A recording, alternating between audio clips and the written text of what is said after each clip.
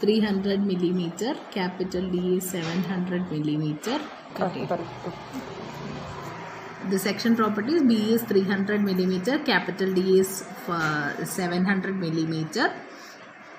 The initial pre-stressing force is 700 kilonewton. Eccentricity is 150 mm. Effective span is 9 meters. Superimposed live load is 12 kilonewton per meter. Loss of pre-stress is 20%.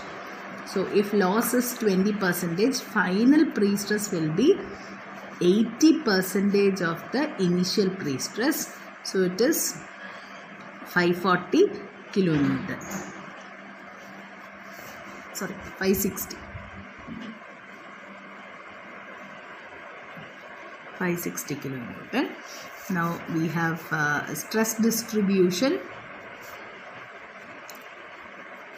for initial stage means we will be considering the initial pre-stressing force, the effect of direct stress, as well as the eccentricity will be taken care of, plus the self weight of the structure. In the case of the final stage, we will have the pre-stress force after losses, both direct as well as eccentricity, plus self weight, plus the effect of live load.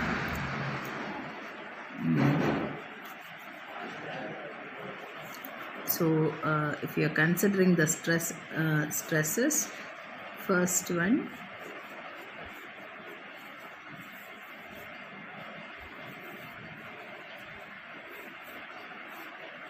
this will be P naught by A plus the effect of eccentricity, effect of direct stress, then effect of eccentricity P naught E divided by Z, and the effect of the self weight. This is MD by Z. MD we can find out self weight as 0.3 by 0.7, which is the section multiplied by density of concrete. This is 24 kilonewton per meter cube or 25 kilonewton per meter cube as given in the question, or usually we will be taking it as 24. You can find out this WD, and then moment will be WD into L squared by 8 for simply supported beam.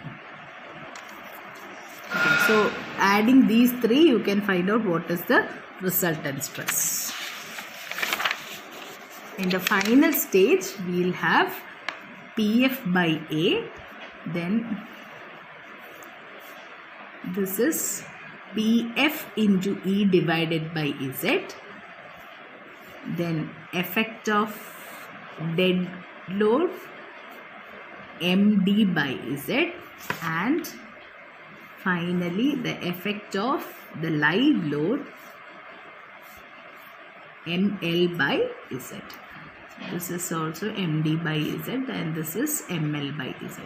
So adding all these, this is PFE divided by Z. So adding all these, we will get the resultant stress.